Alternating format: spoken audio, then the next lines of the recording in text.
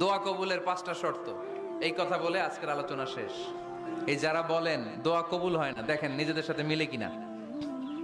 এই 5টা শর্ত যদি পাওয়া যায়, মুহূর্তেই আপনার দোয়া আরশে যে নক করবে। 1 নাম্বার শর্ত আকলুল হালাল, হালাল খাওয়া। কি খাওয়া? আমরা দুইটাই খাই, হালালও খাই হারামও খাই। বেশি খাই কোনটা? হ্যাঁ, কি খান?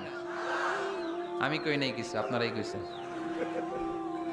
নিজের উত্তরে নিজে ধরা না।